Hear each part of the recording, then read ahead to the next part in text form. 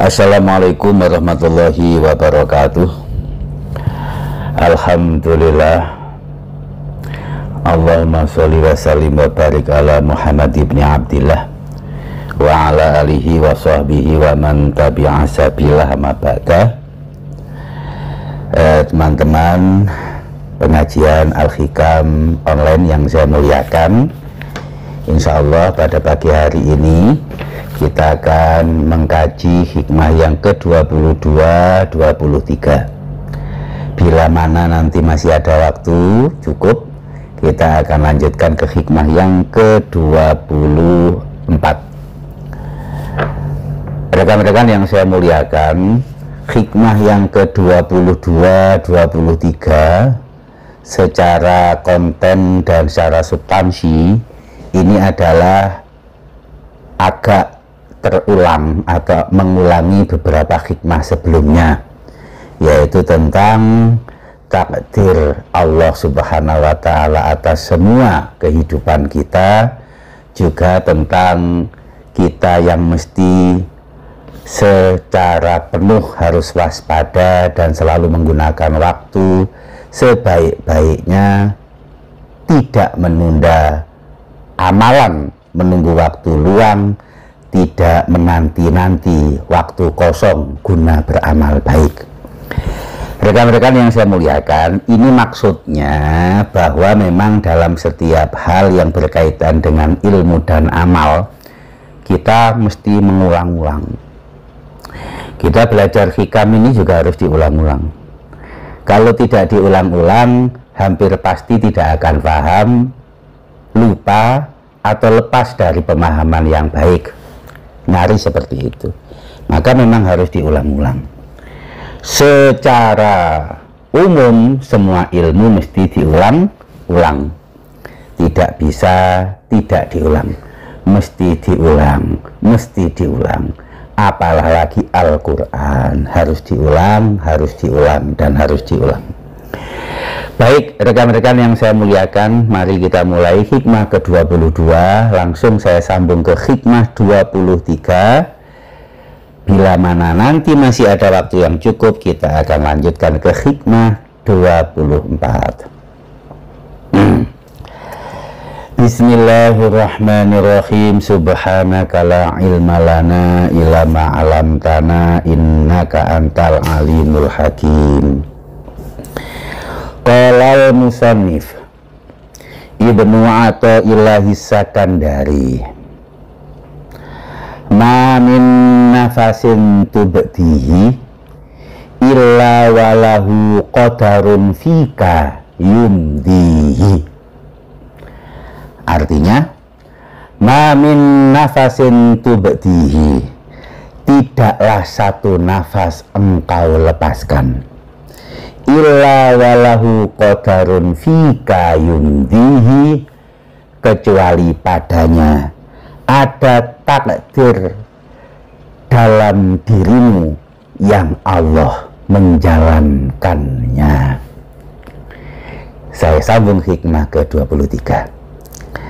La tataroqob faroghol aghyari, jangan engkau terus awasi dan nanti selesainya perubahan-perubahan duniawi.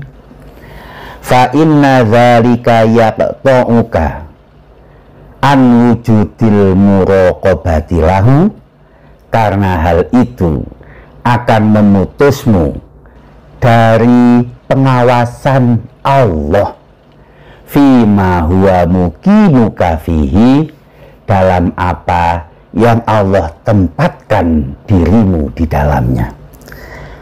La tataraqab faroghol aghyari fa inna dzalika yaqta'uka an wujudil muraqabati lahu fima huwa muqimuka fihi.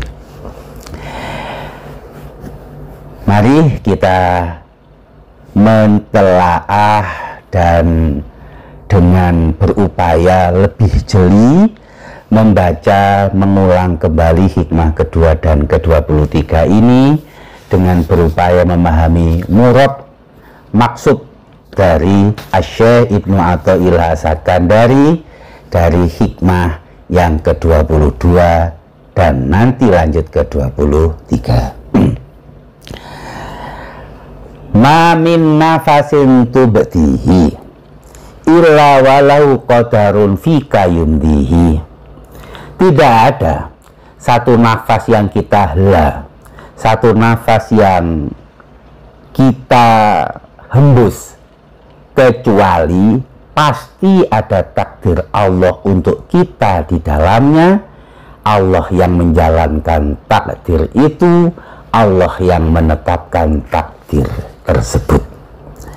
Rekan-rekan yang saya muliakan, dalam hikmah ke-22 ini kesannya, kalau bahasa usul fikihnya Haji Akbar, mafhumnya, mafhumnya, setiap nafas yang dihela ada takdir Allah di dalamnya. Itu secara mantuk, setiap nafas yang dihela oleh makhluk hidup pasti ada takdir Allah. Mantuknya seperti itu. Mafhumnya berarti kalau tidak bernafas, berarti kalau makhluk hidup yang tanpa nafas tidak ada takdir Allahnya dong. Bukan seperti itu maksudnya. Maksudnya Ibnu Athaillah As-Sakandari dalam hikmah ke-22 ini menggarisbawahi bahwa ada takdir Allah yang senantiasa berjalan dalam makhluk hidup yang bernafas, ialah dalam rangka untuk melanjutkan hikmah ke-23 bila nafas dan kehidupan yang Allah tetapkan dan di setiap helaan nafas itu ada takdir Allah, itu mesti menjadi kewaspadaan dari kita hamba-hamba Allah dalam rangka memenuhi apa yang mestinya kita lakukan sebagai hamba Allah, mengisinya dengan ibadah, mengisinya dengan amal solih, mengisinya dengan kebaikan tanpa menunda-nundanya. Dan itu adalah hikmah yang ke-23. Oleh karenanya Syekh Ibnu Athaillah As-Sakandari dalam hikmah ke-22 ini hanya menyatakan makhluk hidup, hanya menyatakan nafas yang dikeluarkan, dihela oleh seseorang. Dalam nafas yang dihela itu ada takdir Allah. Tidak ada satu nafas kecuali di sana ada takdir Allah. Takdir Allah yang berlaku bukan hanya untuk nafas itu, namun juga dalam segala aspek kehidupan bagi makhluk hidup tersebut, juga dalam semua aspek kehidupan lainnya. Tidak berarti kalau tidak makhluk hidup, tidak berarti kalau tidak bernafas tidak ada takdir Allah. Bukan seperti itu mafhumnya. Mafhumnya ini tidak bisa kita ambil bahwa yang tidak bernafas itu tidak ada takdir Allah, bukan seperti itu. Tetapi oleh Ibnu Athaillah As-Sakandari digarisbawahi yang bernafas ada takdir Allah dalam rangka untuk melanjutkan hikmah yang ke-23, kan begitu.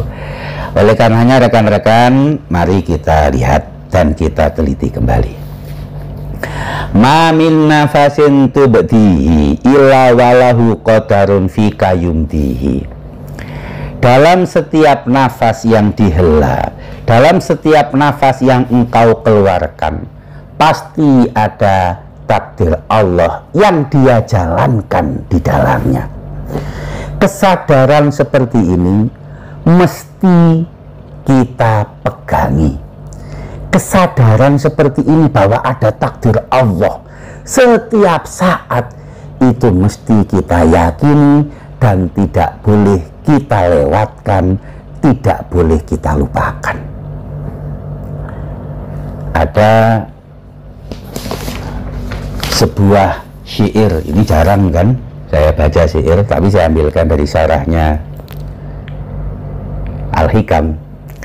Nafazat maqadirul ilahi wa hukmuhu fa'arif fu'adaka mila Allah wa min lau. Artinya, telah berjalan takdir-takdir Allah dan hukumnya dalam kehidupanmu. Fa'arifu adaka, nyamankan hatimu, min la'ala wa min lau, dari keinginan mengucapkan la'ala, andai, walau, umpama. Nah begitu. Tidak ada kehidupan kita yang lepas dari takdir Allah. Itu mesti kita sadari. Tidak ada satu helaan nafas kecuali itu pasti ada ketetapan Allah. Itu mesti kita sadari. Takdir Allah dan ketetapan Allah berlaku membuat seorang hamba jauh untuk melakukan keinginan lau la'ala, andailah tadi begini, andai kemarin aku seperti itu, umpama tadi aku begini, umpama tadi aku begitu. Tidak ada kamusnya kita berandai-andai, karena takdir dan ketetapan Allah itu pasti terbaik.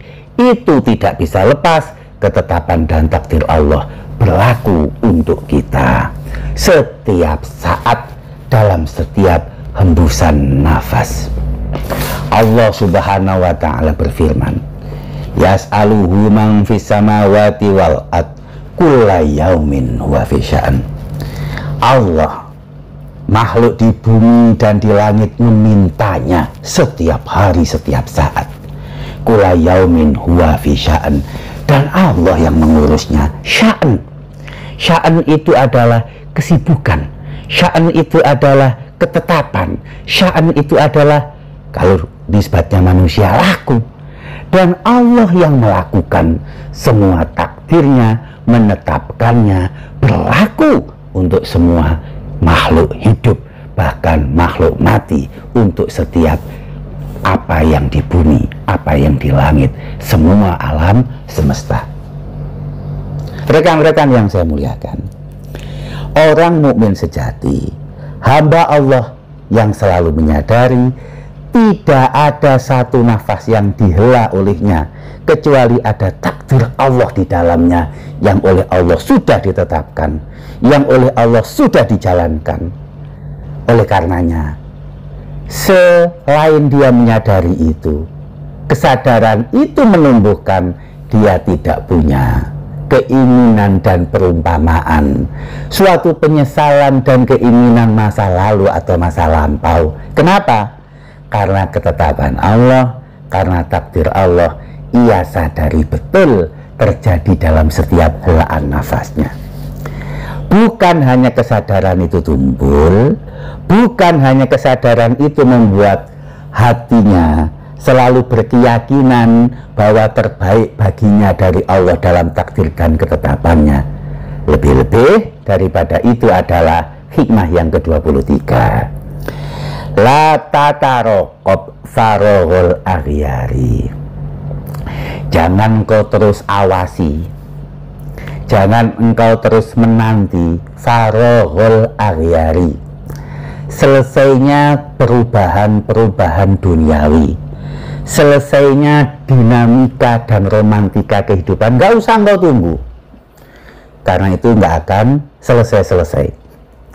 Fa inna dzalika yaqta'uka, kalau engkau lakukan itu akan memutusmu. An wujudil muraqabati lahu, memutusmu untuk punya kesadaran akan adanya pengawasan Allah. Fima huwa muqimuka fihi, Allah yang selalu mengawasi dirimu dalam situasi dan keadaan yang Allah tetapkan engkau di dalamnya. Rekan-rekan yang saya muliakan, hikmah ini agak-agak mirip atau repetisi dari hikmah ke-18. Ihalatukal a'mal ala wujudil faragh min ru'unatin nafas. Engkau menunda-nunda amal untuk menunggu waktu kosong, menunggu-nunggu kesempatan. Itu sama ru'unatun nafas, menunjukkan lemahnya hati, bodohnya jiwa. Ini juga di hikmah ke-23 juga seperti itu. Namun mari kita coba hubungkan dengan hikmah yang ke-22 yang barusan kita bahas. La tataraqab faroghul aghyari. Nggak usah terus mengawasi, menanti faroghul aghyari, selesainya perubahan-perubahan, selesainya perkara duniawi, selesainya dan tuntasnya romantika kehidupan dunia. Nggak perlu ditunggu, nggak perlu ditunggu, karena itu nggak akan ada habis-habisnya. Aghyar, kalau kita teliti lagi, itu artinya jamak dari ghair. Aghyar selain Allah itu aghyar. Yang lain-lain selain Allah itu aghyar. Jangan engkau menanti dan mengawasi kapan ini selesai, kapan itu selesai. Kalau engkau menanti, engkau terus menunggu, engkau hanya mengawasi apa di dunia ini, nggak segera beramal. Engkau hanya kegiatannya menunggu, menanti, melihat duniawi saja, nggak menunggu apapun itu, kecuali pasti tidak akan selesai. Itu yaqta'uka an wujudil muraqabatilahu, memutusmu untuk merasa diawasi dan ada pengawasan Allah setiap saat. Ingat, setiap nafas kita ada takdir Allah, setiap hembusan nafas ada ketetapan dan hukum Allah. Kalau kita fokusnya menanti kehidupan dunia dengan berbagai romantikanya selesai, nggak akan selesai, tak akan selesai. Justru itu tidak akan berkesudahan. Justru itu membuat kita tertipu bahwa akan menjadikan kita lalai bahwa setiap saat ada muraqabahnya Allah atas kita. Apa yang membuat lalai? Salah satunya muraqabah kita kepada aghyar menjadikan kita lalai muraqabah kita kepada Allah. Kita senantiasa mengawasi dan menanti selainnya. Kita senantiasa mengawasi dan menanti selesainya kehidupan dan kesibukan dunia, tapi kita lalai bahwa Allah mengawasi kita setiap saat dan itu tidak ada putus-putusnya. Kita sering membaca kullu nafsin dha'iqatul maut. Sering kita baca ini. Al-Anbiya 35. Sayangnya jarang kita teruskan. Wa nabluukum bisyarri wal khairi fitnah wa ilaina turja'un. Setiap nafas itu pasti akan berhenti ketika ia bertemu dengan maut, firman Allah. Dan kami uji kalian bisyarri wal khairi, dengan keburukan, dengan kebaikan, fitnatan sebagai ujian. Wa ilaina turja'un, dan kepada kami kalian kembali. Rekan-rekan yang saya muliakan, setiap nafas ada takdir Allah dan nafas itu akan putus ketika bertemu maut. Di antara sela-sela nafas yang pasti ada takdir dan hukum Allah, ada syar dan khair, ada yang buruk, ada yang baik dalam kehidupan duniawi, dan semua itu fitnatan, semua itu adalah ujian semata. Karena ujian semata seperti dalam syair yang kita baca tadi, nggak ada kita bilang lau atau la'ala. Karena hanya sekedar ujian syar dan khair yang menimpa kita, itu adalah ketetapan dan takdir Allah. Tidak ada penyesalan dan keinginan yang lain. Wa ilaina turja'un, bukankah semuanya akan kembali kepada Allah Subhanahu wa Ta'ala? Dengan demikian, yang terpenting bukan selalu menanti kapan kosong, kapan keduniawian ini selesai. Nggak akan selesai. Segera melakukan kebaikan tanpa menundanya, sesegera mungkin kita melakukan tanpa menunggu. Rasulullah Muhammad SAW dalam hadis yang terkenal sekali diriwayatkan oleh Abdullah bin Umar. Ini hadis kelanjutan yang saya baca kemarin. Kun fid dunya ka'annaka gharib aw abiru sabil. Wa'dud nafsaka fil mauta, bersiap-siaplah dirimu. Bahkan Nabi menyebutkan nafasmu. Kita tadi bahas nafas. Wa'dud nafsaka fil mauta, kata Nabi. Bersiap-siaplah bahwa nafasmu pasti bertemu maut. Kullu nafsin dha'iqatul maut. Fa idza asbahat nafsuka fala tuhaddisha bil masai. Kalau engkau masuk pagi, tidak usah engkau rencanakan tentang sore nanti. Wa idza amasat fala tuhaddisha bis sabahi. Dan ketika engkau masuk petang, tak usah pula engkau rencanakan pagi esok hari. Ini versi hadis yang sahih ya. Jadi kalau di beberapa redaksi kan idza amsaita, idza asbahta. Yang sahih redaksinya wa'dud nafsaka fil mauta fa idza asbahat nafsuka fala tuhaddisa bil masai wa idza amasat fala tuhaddisa bis sabahi. Masya Allah, Rasulullah jawami'ul kalam sekali. Kalau engkau memasuki kehidupan pagi, tidak usah berencana sore-sore, lakukan segera amal dan kebaikan di pagi itu. Kalau engkau masuk petang, tidak usah rencana-rencana petang esok hari, lakukan sebaik-baiknya sore hari itu juga. Rekan-rekan yang saya muliakan, secara syariah lakukan amalan kebaikan, tak usah ditunda, secepatnya, tidak usah nanti, sekarang juga. Apapun kebaikan, apapun ibadah, nggak usah kita tunggu. Faroghal akhyar. Secara akidah ada pengawasan Allah setiap saat atas kita.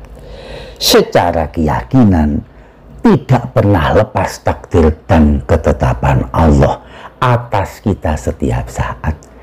Lebih penting untuk kita menyadari pengawasan Allah, kemudian kita tanggung jawabi. Kita buktikan ta'abudiyah kita dengan mengisinya secara langsung, tak usah menunggu nanti.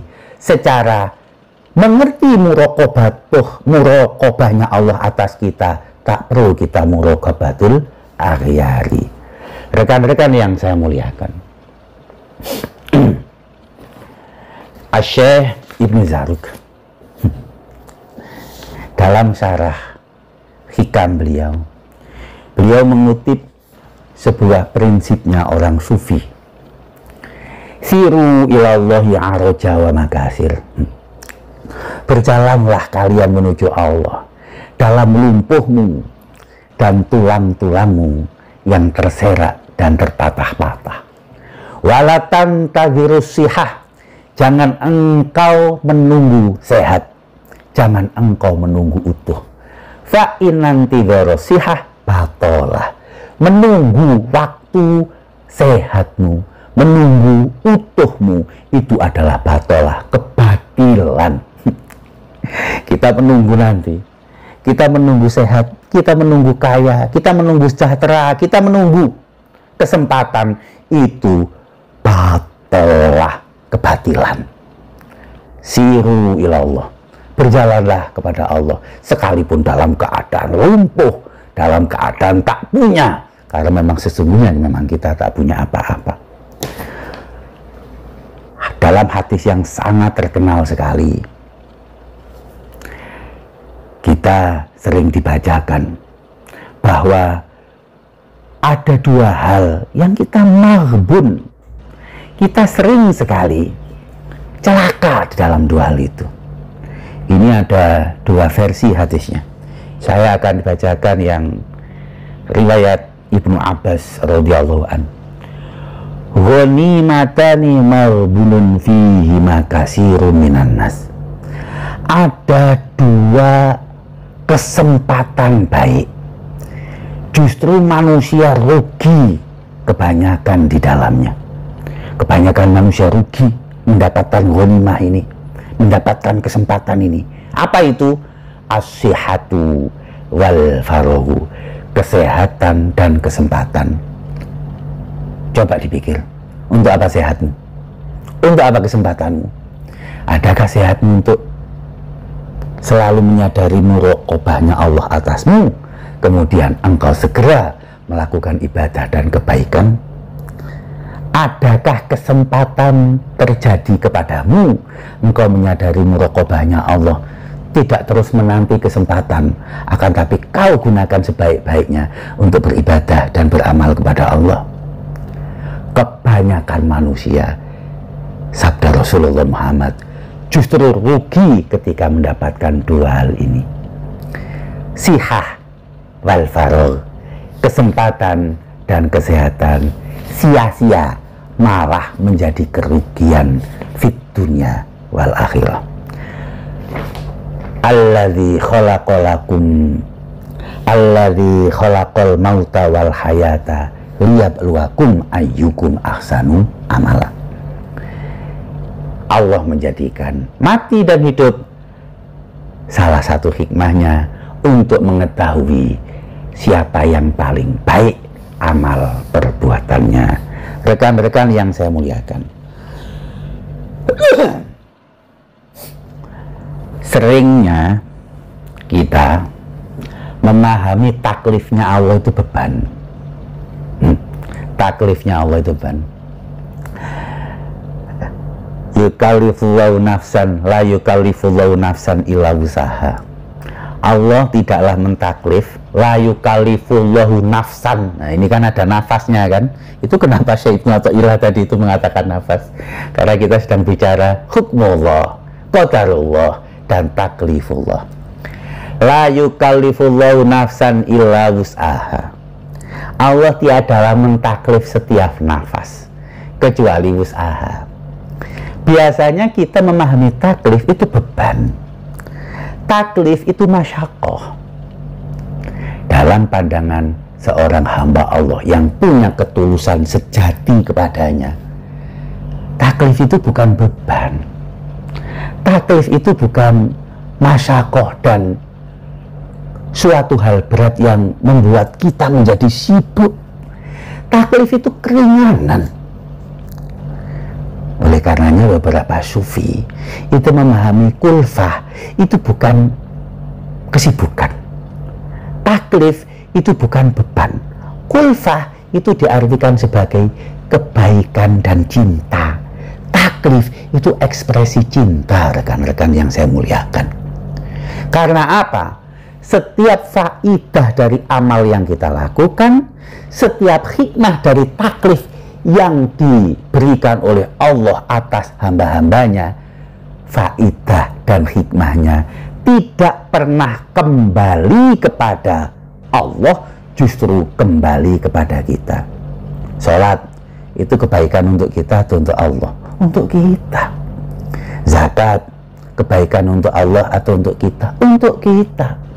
Itu secara syariat, syariat apapun kebaikannya itu untuk kita, bukan untuk Allah. Kebaikan itu akan kembali kepada kita, bukan kepada Allah. Bukankah Allah berfirman bahwa setiap dari amalan, setiap dari fi'lu itu yang ditanyakan kita.